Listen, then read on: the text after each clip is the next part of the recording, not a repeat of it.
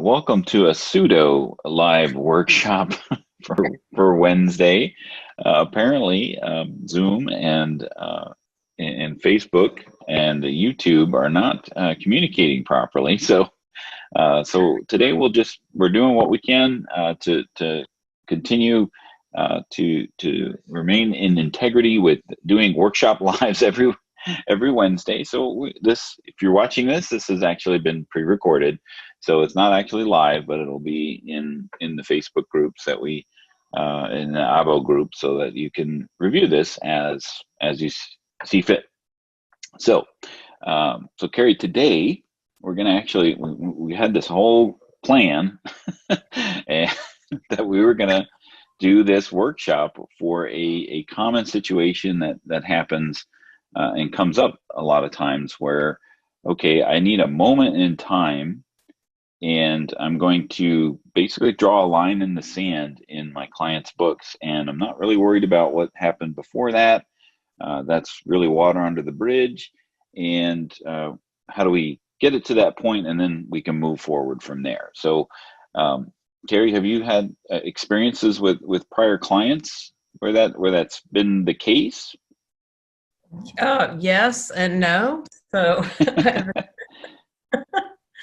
I think this idea and concept we have is really useful. QuickBooks has just a couple nuances that you have to keep in mind. But for a large chart of accounts and balance sheet where it's just journal entries, this is going to be a really helpful tool. The nuances we'll get into with transactions, but the big sweeping balance sheet, this is a huge time saver. Yeah, so the situation is typically where, a client's going to come to you and they're going to say, take over. And during that discovery phase where you realize that they've just been either hobbling along, maybe they've done maybe they've done a little bit of bookkeeping, but they've been kind of running their business but not tracking the running of their business in QuickBooks. Maybe they've been using QuickBooks, maybe they've been using pen and paper. You're not quite sure, so it comes to a point in the decision point of, do I start from scratch?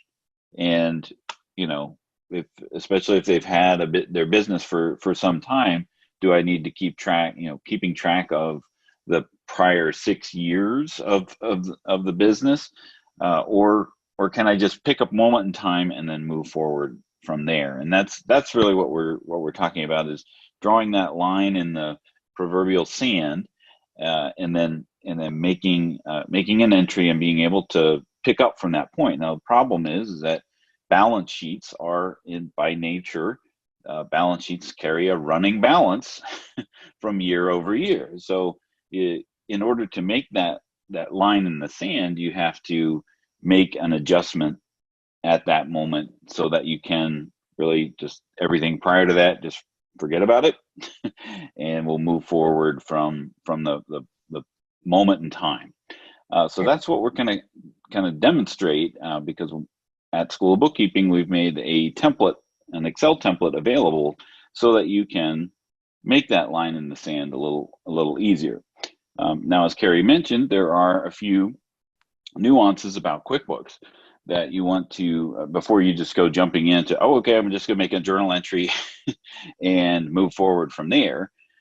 So the bank balance. So Carrie, you want to talk a little bit about that and what we need to consider before we just move forward with making this adjustment entry? So it's basically QuickBooks is transactional for certain accounts, as we call them, special QuickBooks accounts. Not that they're special for just QuickBooks, but for example, there's I can never say never, right? Let's say you take on a new client and they wrote checks the last day of the year to get that tax deduction. Their tax return is the line in the sand. They've already gotten that tax deduction, but the check written for property tax that need to be dated 12/31 hadn't cleared yet. So when you're dealing with the balance sheet, I like to do this where you're handling those a little bit different. So you need to keep in mind that it's a good idea to enter in those open items that so that the balance is still tied to here. So you have to do a little maneuvering, but for accounts receivable, accounts payable, and inventory, there's the same thing. Everything else, this method will work perfect. So just keep that in mind as you're creating it. You got to back into it so that Right. you've So, got the example is I wrote a check in the end of last year, and it cleared this year. So, in order to keep your bank reconciliations in alignment, you have to enter in that outstanding balance, which of course will modify the bank balance before the end of the year. So, you want to back into that, just like Carrie said, by entering in those opening balances, and then you want to tie the end of the year reconciliation and allow it to adjust itself. And you want to adjust it to an equity or an asset or an equity, a balance sheet account, so it doesn't actually hit the profit and loss, because QuickBooks is going to want to make that to reconciliation discrepancies, which is an expense account, and then so put it to an equity account, because then when you actually do this process, the adjustment will be washed out so through this process, right? and all this is going to be dated in the line in the sand, 12/31, whatever you're doing, so that when you go to reconcile the bank account, you have a good starting balance. And I have been working real hard on creating courses around how to figure that number out.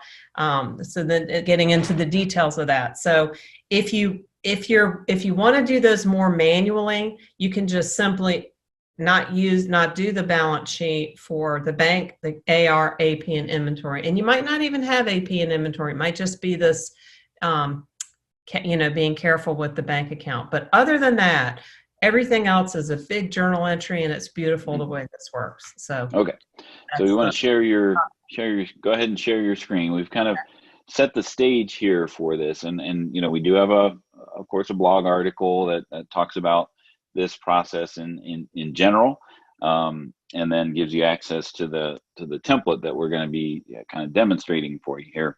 But the essential concept is you would run a trial balance in the file that you want to adjust, and send that to Excel. So Carrie's just. I navigated to because the accountant section of reports is where you find these accounts, and so went to trial balance, and the magic of having it Voila. ready to go. Voila. So whatever that date is, that line in the sand date, that would be your ending date. So that everything as far as the every account, and whether it's a debit and credit balance, as of that date will show up, and then you would send that to Excel. Yes. So there in QuickBooks Desktop, up at the top, there is the Excel option. We've already taken the liberty of doing that. Because sometimes it's smooth and easy, but it can be done. It just depends on your environment. So you have Excel open on your local workstation, with the Excel file already in it. Boom. Right, and we just send it as a CSV file. If you send it as an Excel file, it actually looks like the report looks the same. But all you want out of this is these three columns. You want the account, the debit, and the credit balance, and not the total. So what Carrie's done here is she's copied that from the export here on the right side Excel, and then our template that's available at School of Bookkeeping for download will come up here. So if you want to bring that one to the forefront, so we can kind of talk through. So on the left side in the white area, that's where you would paste that information from the exported file out of QuickBooks. Now, this is very simple, simple chart of accounts, so there's not a whole lot of data in there. If you you may have 250 lines, but you would just paste that into the white area so that your account, debit, and credit it is populated from your exported QuickBooks file. Over in the green area, what the template does is copies the account into that green account area, and then what you would do is utilize whatever you have to go off of to compare, and this could be a tax return, which does have a balance sheet. In most tax returns, you have a balance sheet in there, so you just find the tax return and copy the information from that line in the sand date, whether it was a debit or credit balance. And then what happens here in the middle, where it has debit and or credit, is it gives you and calculates the difference between what is in the QuickBooks file on the left side and what is in the tying to point over on the right side and the green side. And then you would just go down the list, of what is that? What was that balance for accounts receivable? What was that balance for inventory asset, petty cash, fixed assets? Tying all those things together, and then the template is then going to make that the calculate the amount of the adjustment. So what this template does, Carrie, if you want to bring up the TPI tab, is we've created a template or an output for a journal entry to import into through Transaction Pro Importer. So all you would need to do is basically find your, the balance of the account that you want it to match to, enter that in on the trial balance tab, and then the Excel template is going to do the math for you. And then when you save it, you would import pointing it to the TPI tab. And then it's going to create that journal entry for you, whether you're using QuickBooks Online or desktop. So the nice part about QuickBooks Online is it gives you, Transaction Pro Importer gives you a trial. So you can even do this per company on a trial basis up to 200 lines. So so you can even almost do this for free using it with QuickBooks Online. But if you're using the desktop, you have to purchase the desktop Transaction Pro Importer to do that. But this is designed to work with Transaction Pro Importer. If you're using SatSan or other things, you could certainly copy and paste this into your tool, whatever that happens to be, and be able to import that as a journal entry. Now there's on the template, Carrie, if you want to go back to form. Oh, form, sorry. Yeah. When you first bring it up, it's going to give you this form here. You would just put in the company name of what you're working with and the adjustment date, so that it will then put the adjustment date properly on the output, which we just kind of glossed over there. There you go. So, but yeah, so I just changed it to ABC Plumbing, which is the one that I did, and there it is. So you have this, and it automatically updated that date. You can change that as well. We can make it 2020, the year we want to forget. And as you can see, it updates it for us. And it should pull it in from on the TPI tab as well. I'm going to bring up I'll bring that up. So, right, so now the date is already there. Yep. So the only thing that you need to manipulate, once it's in the TPI, is if you only need the rows up until there's data, and you don't need rows that have a 0, because it's nothing to, there's nothing to bring in. So you can feasibly just delete those columns or cells, in Excel. You save this as a separate file so that you don't necessarily, so you always have the template to work with, so you don't have to manipulate it each time.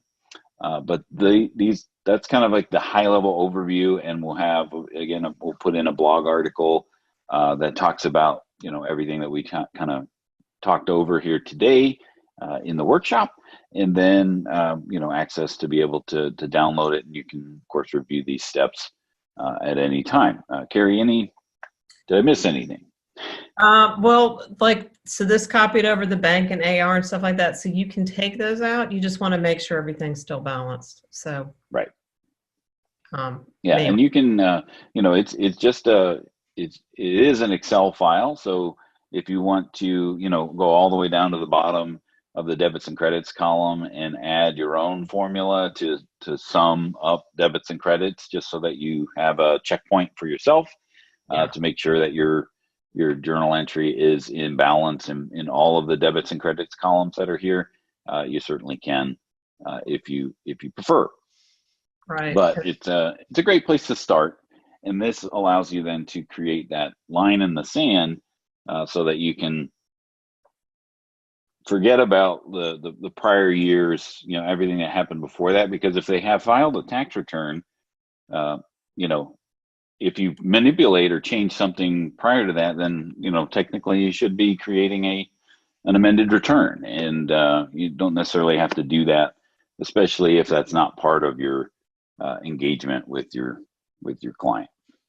Right. So I'm doing So my own math. what are you doing there? I'm playing with all kinds of things. I'm trying to get it balanced. So yeah, because my retained earnings is now off by the 50, but I can also go over here and say I need to add the 50, right? I'm just trying to get it because I took those items out. I'm just trying to get it balanced. So anyway, it gives you a good starting point. Mm-hmm.